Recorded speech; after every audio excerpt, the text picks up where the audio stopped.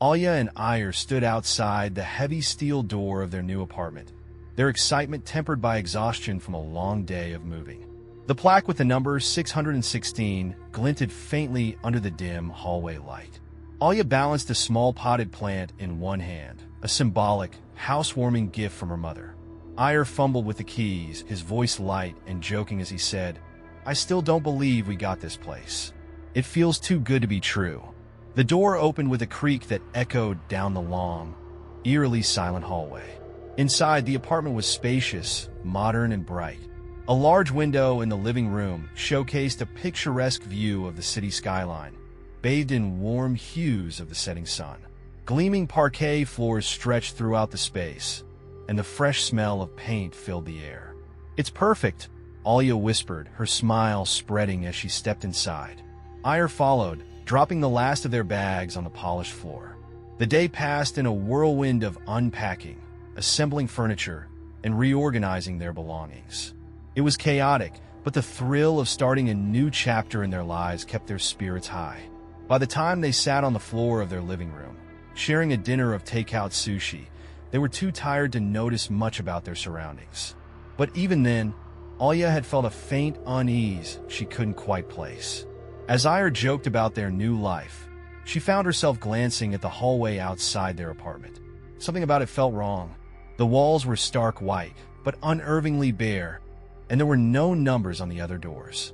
Most of the neighboring apartments seemed unused, their doors thickly layered with dust or sporting rusted locks. Only their door, gleaming and freshly painted, seemed out of place. Olya decided not to mention it. She didn't want to ruin their first night in their new home. That night, after a quick shower and unpacking a few essentials, they collapsed into bed. Olya drifted into sleep almost instantly, but an unsettling feeling lingered in the back of her mind, like the soft hum of a machine she couldn't turn off. It was around 2 in the morning when Olya woke up, her heart racing. For a moment, she wasn't sure what had startled her. The room was quiet except for the faint whir of the heater.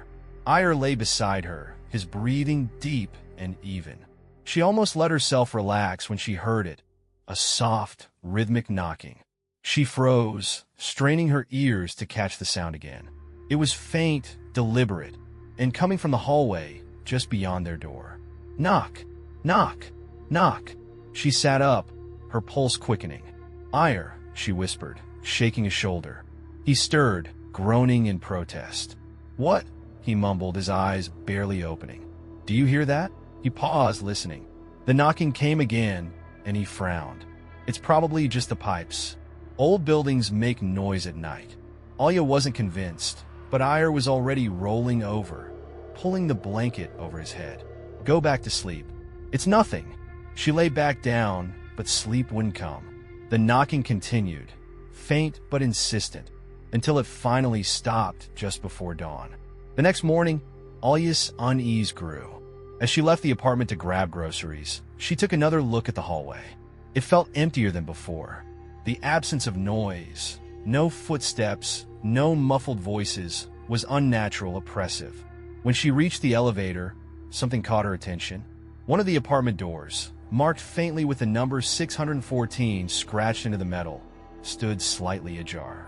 An old woman peeked out, her face pale and gaunt, with eyes that seemed too large for her thin frame.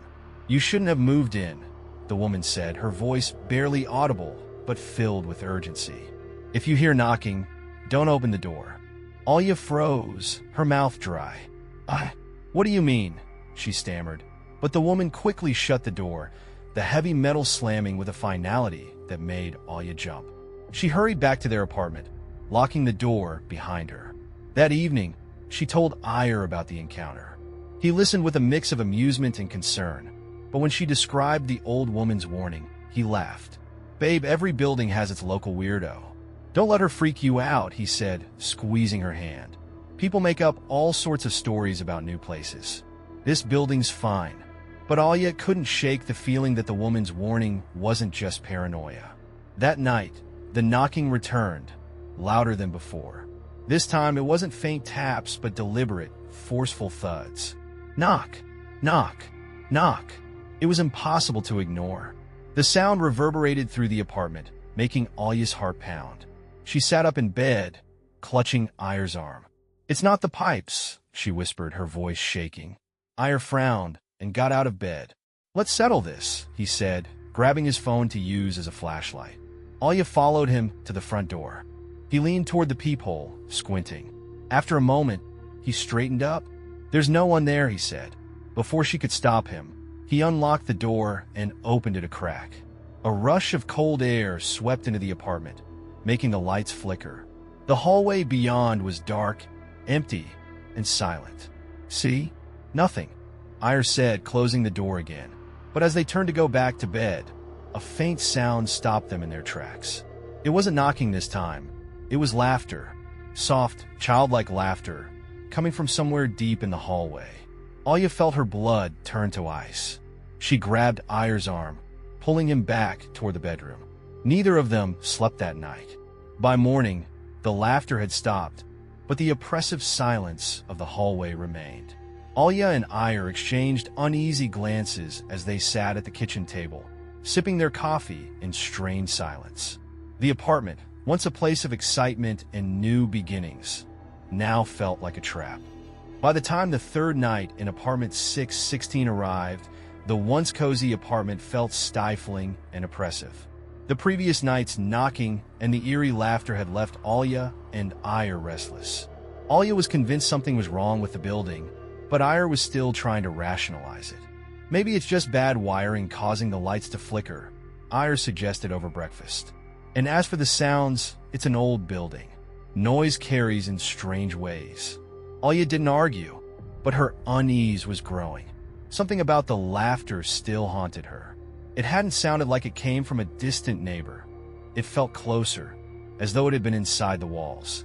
The following day, Olya decided to explore the building further. As Ihor worked from home, she wandered the hallways, taking note of the eerie stillness on their floor. Most of the apartments appeared abandoned, their doors streaked with rust or marked by faint scratches. Dust collected in the corners, undisturbed. As she reached the stairwell, she passed apartment 614 again. This time, the door was ajar, and Olya couldn't resist peeking inside. The apartment was nearly empty. A single candle burned on a table in the center of the room, its flame flickering wildly despite the still air. The old woman she'd seen before was seated on the floor, muttering to herself. Her hands were clasped tightly around a rosary, and her lips moved rapidly in what Olya assumed was a prayer. "Excuse me?" Olya called softly.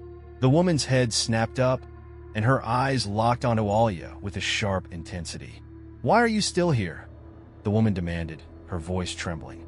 "You need to leave before it gets worse. It's always worse after the third night." Olya stepped back, her heart pounding. "What do you mean? What happens?" The old woman's face crumpled into a mix of fear and despair. "They don't like it when you ignore them." Before Olya could ask more, the woman reached out and slammed the door shut. That evening, Olya told Ihor about the old woman's warning. His reaction was the same as before, dismissive and lighthearted. "I don't get why you're letting some creepy neighbor get to you," he said, leaning back in his chair. "She's probably just lonely. People like that thrive on scaring others." Olya bit her lip, but didn't press further. She could see he didn't want to entertain the idea that something was genuinely wrong. They tried to settle in for the night, but the atmosphere was different this time. Charged electric, like the air before a thunderstorm. The apartment felt colder than usual, despite the heater running. As they climbed into bed, Olya kept glancing toward the front door, half expecting to hear the knocking again. But for the first time, there was no sound. Instead, the silence stretched on, thick and unnatural, until it became unbearable. Then, at exactly 3 o'clock, the bedroom light flickered. Olya sat up. "Ihor!" Before she could say more, a loud, resonant bang echoed through the apartment. It wasn't knocking this time. It was a violent, deliberate pounding on the door. Ihor jumped out of bed, grabbing his phone for light. The pounding continued, relentless, shaking the walls. "Who's there?" Ihor shouted, his voice cracking. No response. Olya clutched the blanket to her chest, her breath coming in shallow gasps. The pounding grew louder, and then came the whispers. "Let us in." The words were faint but unmistakable, spoken in unison by multiple voices. They didn't sound human. Ihor approached the door cautiously, his phone trembling in his hand. He peered through the peephole and then stepped back, his face pale. "There's no one there," he said, his voice barely above a whisper. "Don't open it," Olya pleaded, tears streaming down her face. "Please, Ihor, don't." For once, Ihor didn't argue. He backed away from the door, and they barricaded it with a chair and a small table. The pounding continued for hours, relentless and deafening, until it finally stopped just before dawn. In the morning, Ihor was the first to open the door. Outside, the hallway was empty, but something had been left on the floor. A small, faded photograph rested just beyond their threshold. Olya picked it up cautiously. The photo depicted a family of three: a stern-faced man, a solemn woman, and a young girl with pigtails. The child's expression was oddly neutral, her eyes staring straight into the camera. The image sent a chill down Olya's spine. She didn't recognize the family, but something about the girl's gaze felt unnerving. Ihor turned the photo over, revealing faint writing on the back: "Help us." That afternoon, Ihor decided to dig deeper into the building's history. He spent hours combing through old newspaper archives online, and what he found made his stomach drop. The building had been constructed in the late 1970s, but the 6th floor had a history of unexplained tragedies. Multiple tenants had vanished over the years, their disappearances leaving police baffled. In 1994, a family of three, a man, a woman, and their young daughter, disappeared from apartment 616. Their case was never solved. Ihor showed the articles to Olya, who gasped when she saw the accompanying photo. It was the same family from the picture they'd found that morning. "What does this mean?" she whispered, her voice trembling. Ihor shook his head. "I don't know. But whatever's happening, it's not a coincidence." A glimpse of something dark. That evening, Olya began unpacking a box of clothes in the bedroom. As she reached for a sweater, her hand brushed against something cold and sharp. She froze, withdrawing her hand slowly. The sweater was soaked with a dark, sticky substance. When she pulled it free, she saw what lay beneath: a rusty kitchen knife, its blade covered in what looked like dried blood. She screamed, dropping the sweater and knife onto the floor. Ihor ran into the room, his eyes widening at the sight. "Where did that come from?" he demanded. Olya shook her head, tears streaming down her face. "I don't know. It was in the box. It wasn't there before." Before they could say more, the lights flickered, and the sound of faint laughter filled the room. The laughter didn't come from the hallway this time. It was inside the apartment. The laughter reverberated through the apartment, faint but unmistakable, like the giggle of a child echoing off unseen walls. Olya and Ihor froze in the bedroom, their breaths shallow as the sound grew louder. It wasn't coming from a single direction. It seemed to surround them, pressing in from every corner of the room. "It's in the walls," Olya whispered, her voice barely audible. Ihor shook his head, trying to rationalize. Maybe it's coming from another floor, through the vents, or he stopped, his sentence trailing off. Deep down, he knew the truth. The sound was too close, too vivid. As abruptly as it began, the laughter ceased. The silence that followed was heavy, oppressive, and somehow even more terrifying. The next morning, neither of them mentioned the laughter. Over breakfast, Ihor distracted himself by scrolling through his phone, while Olya stared out the window, her coffee untouched. The once bright apartment now felt cold and lifeless, as though it resented their presence. Unable to sit idle any longer, Olya decided to visit the old concierge, Victor. She needed answers, no matter how unsettling they might be. Victor was in his usual spot behind the front desk, leafing through a newspaper that looked decades old. When Olya approached, he looked up, his weary eyes narrowing. "You've heard them, haven't you?" he asked, his voice low and gravelly. Olya nodded, her throat dry. "The laughter, the knocking. What's happening in this building?" Victor sighed, leaning back in his chair. "It's not the building. It's the 6th floor." Her pulse quickened. "Why? What's wrong with it?" He hesitated, glancing around as though afraid someone might overhear. Finally he spoke. The sixth floor wasn't supposed to exist. When they built this place, the contractor cut corners. A worker died during construction, fell down an unfinished elevator shaft. After that, strange things started happening. They said the floor itself was cursed. Olya's hands trembled. That doesn't explain why people disappear. Victor gave her a long, pitying look. Some things aren't meant to be explained. When Olya returned to the apartment, she found Ihor sitting at the dining table, the faded photograph of the family spread out in front of him. He didn't look up when she entered, his focus entirely on the image. "There's something wrong with this picture," he said, his voice distant. Olya approached cautiously, peering over his shoulder. At first, it seemed the same as before. The father's stern face, the mother's sad expression, and the little girl's neutral gaze. But as she looked closer, she noticed the girl's eyes.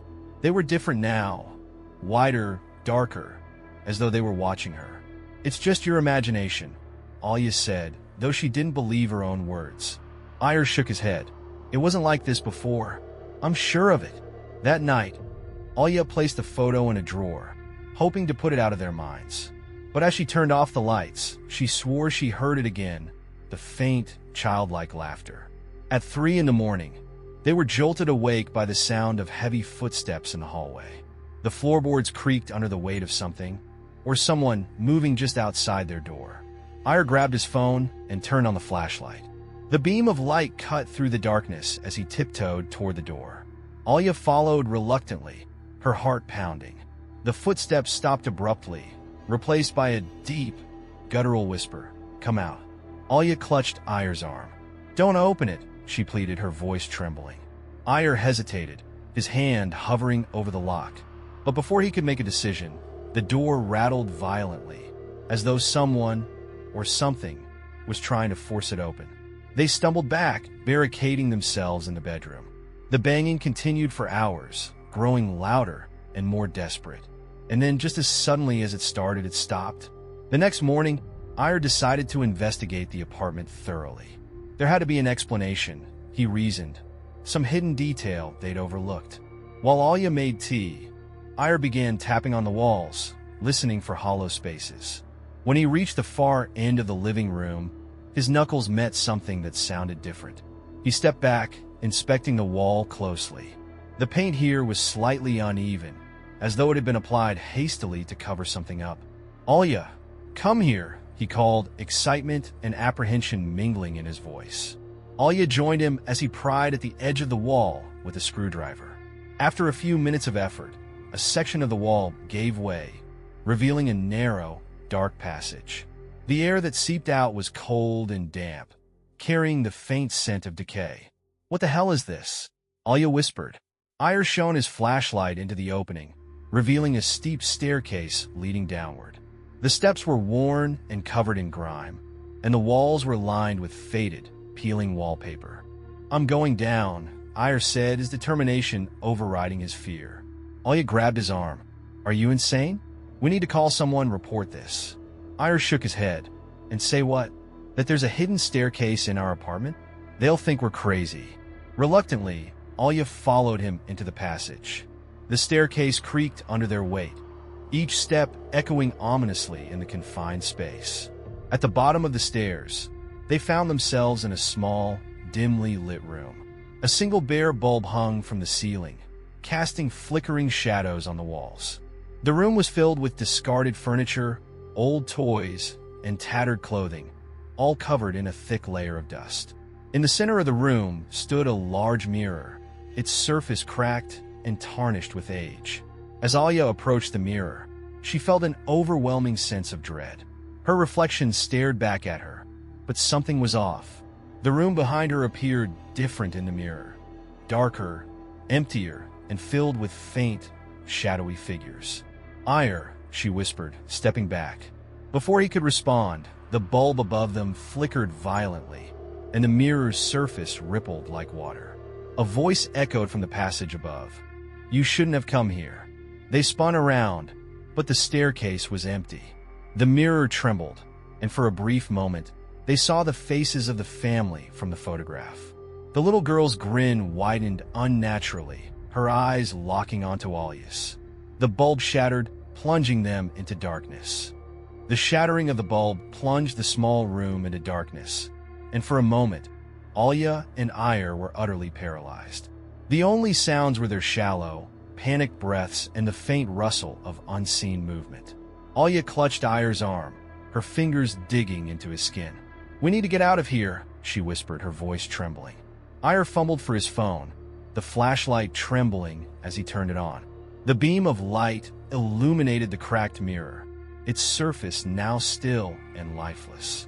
But the oppressive feeling remained, as if the room itself was watching them. As they turned to leave, the mirror's surface rippled again. This time, they both saw it, a reflection that didn't match their movements. Behind them, shadowy figures loomed, their forms indistinct but undeniably human. "Run!" Ihor shouted, pulling Olya toward the stairs. The shadows surged forward as they bolted up the narrow steps, the cold air pressing against their backs. It felt like the passage itself was trying to hold them, the walls closing in as they scrambled upward. When they burst back into the apartment, they slammed the panel back into place, sealing the hidden passage. Olya was trembling, her eyes wide with terror. "What was that?" she asked, her voice barely a whisper. Ihor didn't answer. He was staring at the door to their apartment, which now bore deep, jagged scratches, claw marks that hadn't been there before. The room felt colder than ever, and the faint sound of laughter echoed again, this time closer. It was inside the apartment. Olya grabbed Ihor's arm. "We're leaving. Right now." Ihor hesitated, glancing toward the hidden passage. "What if there's more? What if—" "I don't care," she snapped. "We're not staying here another second." But as they gathered their belongings, a loud knock came from the front door. Knock, knock, knock. It wasn't the gentle tapping of previous nights. It was forceful, demanding. The sound echoed through the apartment, shaking the walls. "Don't answer it," Olya pleaded, her voice breaking. Ihor stood frozen, staring at the door. The knocking came again, more insistent this time. And then a voice.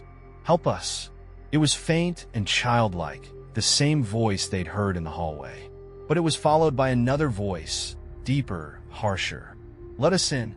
Olya grabbed her phone and began searching for anything about apartment 616, desperate for answers. She found a forum thread discussing paranormal events tied to specific locations, and one post mentioned their building. The post was written years ago by someone claiming to be the nephew of a former tenant. According to him, the 6th floor was a place where time and space don't work right. People who stayed too long began to hear voices, see shadows, and even lose track of days. Some claimed to see loved ones in the mirrors, but these were never real, only reflections of something else. Olya's hand trembled as she read the final line of the post. "If you hear knocking, do not open the door. Once they're inside, you'll never leave." She turned to Ihor, who was pacing near the door. "It's them," she said, showing him the post. "They're trying to trick us. Don't let them in." Before Ihor could respond, a soft hum filled the apartment. It came from the living room, where the hidden passage was. The panel they'd sealed earlier began to vibrate, and a low, guttural voice echoed from within. "Come back. You belong to us now." Olya grabbed Ihor's arm. "Please, let's go." But the apartment refused to let them leave. As they approached the door, the temperature dropped sharply, and the walls seemed to shift. The once clean surfaces now bore streaks of grime, and the air smelled of damp earth and decay. The mirror in the living room trembled, and the voices grew louder. They called out in unison, "Don't leave us." Olya turned toward the mirror, her breath catching in her throat. The reflection showed her and Ihor, but they weren't moving. Instead, the mirrored versions of themselves stared back, their expressions twisted into grotesque smiles. "Ihor, look," she whispered, her voice breaking. When he turned to the mirror, his face paled. Their reflections began to change, their features distorting. The Olya in the mirror tilted her head, her eyes dark and empty. "Stay with us," the mirrored Ihor said, his voice a low growl. Panic overtook them. Ihor grabbed a heavy chair and hurled it at the mirror, but instead of shattering, the glass rippled like water. A hand emerged from the surface, pale, thin, and inhuman. The hand grasped the edge of the mirror, pulling the rest of the figure through. It was the little girl from the photograph, her face unnaturally elongated, her grin stretching impossibly wide. Behind her, more figures began to emerge. Olya screamed, pulling Ihor toward the front door. "Run!" They fumbled with the lock, their fingers numb from the cold. The door wouldn't budge. It felt as though the apartment itself was holding it shut. The figures from the mirror moved closer, their bodies jerking unnaturally. Their mouths opened, but no sound came out, only an overwhelming sense of dread. As the figures reached for them, Olya and Ihor managed to force the door open. They stumbled into the hallway, slamming it shut behind them.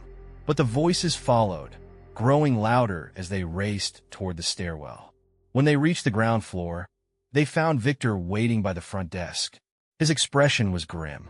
"I warned you," he said, his tone filled with regret. "Once you're marked, you can't escape."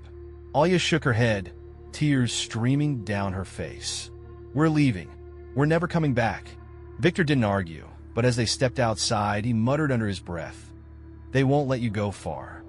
The cold night air stung Olya's face as she and Ihor stumbled out of the building, their breaths coming in sharp gasps. The street was eerily quiet, the usual hum of the city reduced to an unsettling stillness. They didn't look back as they climbed into their car, Ihor fumbling with the keys in his trembling hands. The engine roared to life, and he slammed on the gas, speeding away from the cursed building. "We're done with that place," Ihor muttered, his knuckles white as he gripped the steering wheel. "We'll call the landlord in the morning, tell him we're breaking the lease. I don't care about the money." Olya nodded, her gaze fixed out the window. But even as they drove farther away, she couldn't shake the feeling that something was wrong. The shadows seemed to stretch unnaturally long under the streetlights, and every so often, she thought she saw a faint figure in the rearview mirror. "Ihor," she said softly, her voice trembling. "Do you feel different?" Ihor glanced at her, his face pale and drawn. "What do you mean?" She hesitated, her chest tightening. "It feels like they're still watching us." As the car sped onto the highway, Ihor focused on the road, determined to put as much distance as possible between them and apartment 616. The bright green road signs glowed overhead, directing them toward the outskirts of the city. But after 20 minutes of driving, Olya noticed something strange. The same signs seemed to appear again, repeating themselves in an endless loop. Exit 9B, rest stop 1 mile, and then exit 9B again. "Are we going in circles?" she asked, her voice sharp with panic. Ihor shook his head. "No, I've been following the GPS. We can't be." But as they passed the same rest stop for the third time, Olya's stomach sank. The scenery outside the car had grown darker, more distorted. The trees lining the highway seemed twisted, their branches clawing at the night sky. "It's them," she whispered, clutching Ihor's arm. "They won't let us leave." Ihor slammed on the brakes, the car screeching to a halt on the shoulder of the road. "This is ridiculous," he said, gripping his hair in frustration. "It's just stress. We're tired. Let me check the GPS again." As he fiddled with his phone, Olya stared out the window. In the distance, she could see faint lights, a row of windows glowing dimly in the darkness. Her blood ran cold when she realized what she was looking at. It was the 6th floor of their building. "Ihor," she said, her voice barely audible. "Look." He followed her gaze, his face contorting in horror.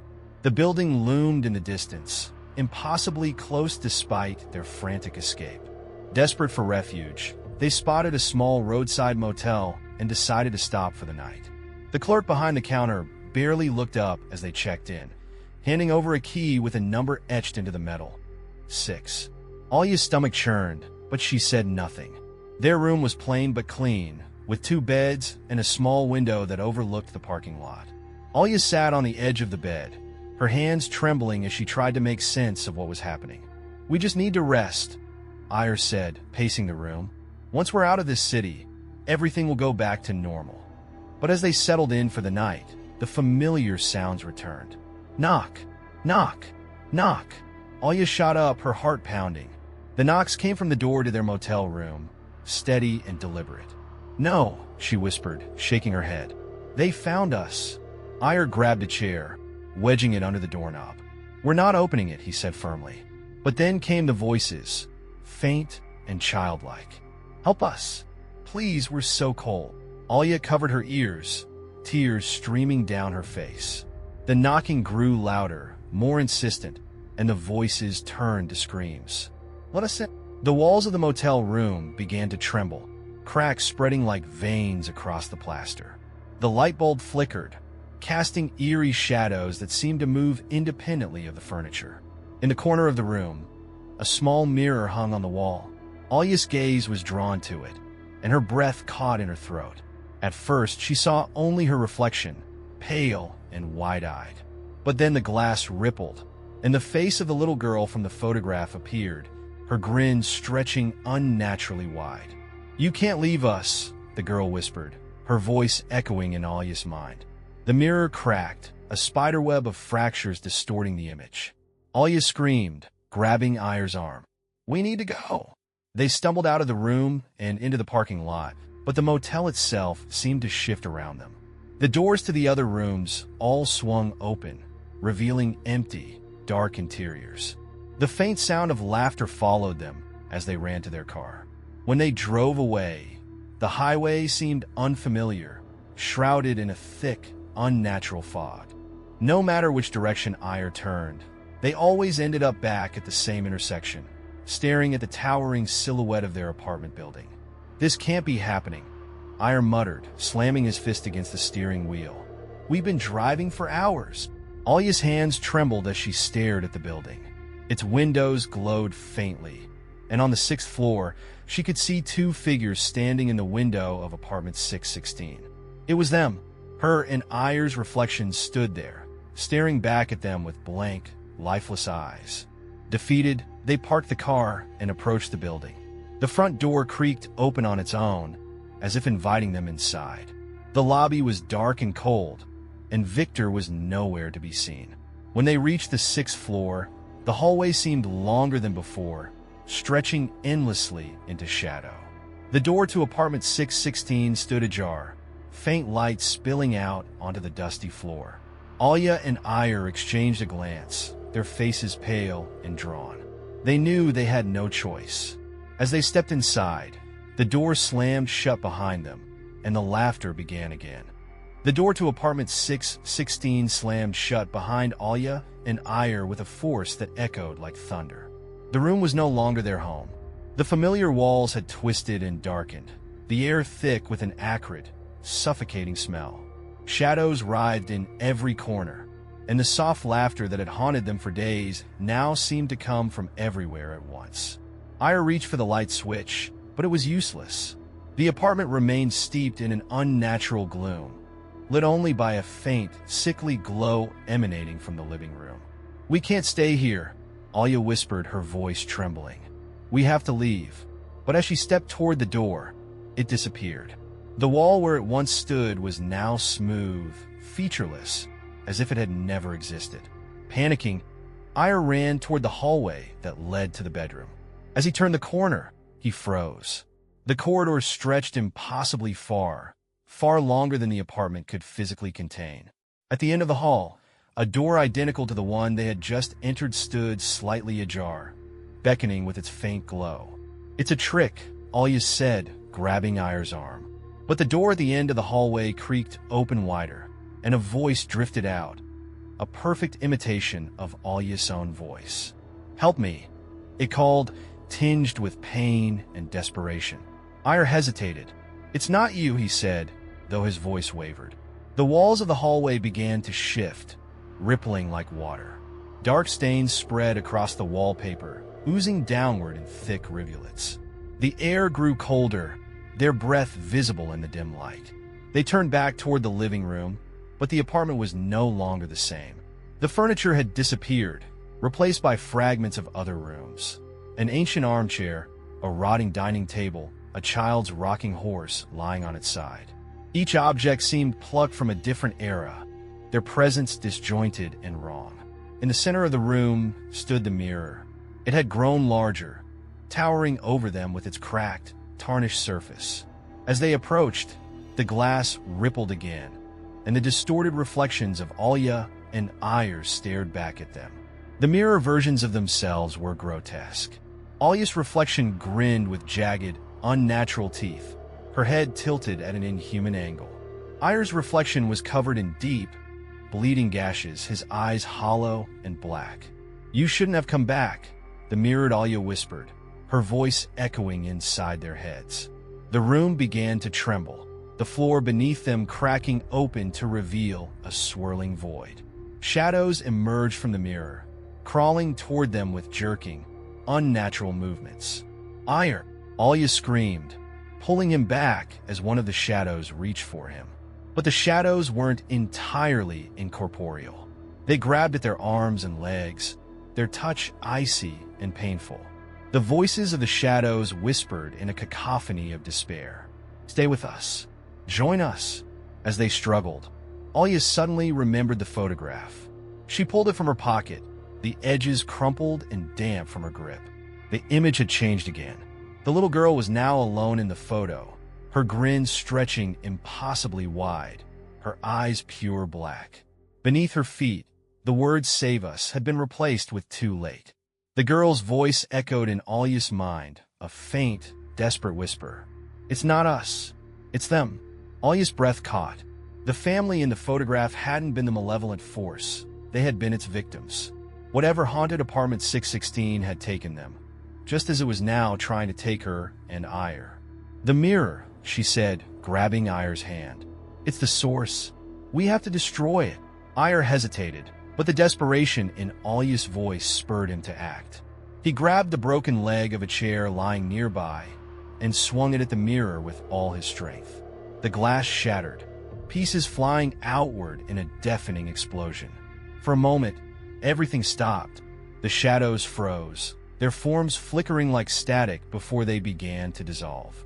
The apartment groaned, the walls trembling violently as if the very foundation of the building was collapsing.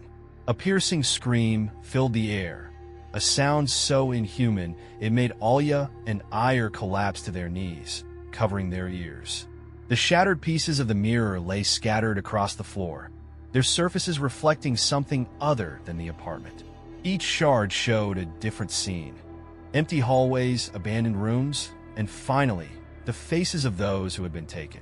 The family from the photograph appeared briefly before fading into darkness, their expressions calm, almost relieved. The oppressive air lifted. The cold was gone, replaced by a strange, hollow silence. When Olya and Ihor looked around, the apartment was empty again. The walls were bare, the furniture gone, and the door had reappeared, standing slightly ajar. Without speaking, they grabbed what little they could and fled. The building felt dead as they descended the stairs, its lifelessness a stark contrast to the oppressive energy it had once radiated. As they stepped outside, the sun was rising, its warmth cutting through the chill that had clung to their skin.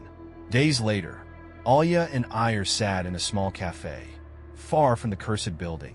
They had found a temporary place to stay, but neither of them had slept much since that final night. "Do you think it's over?"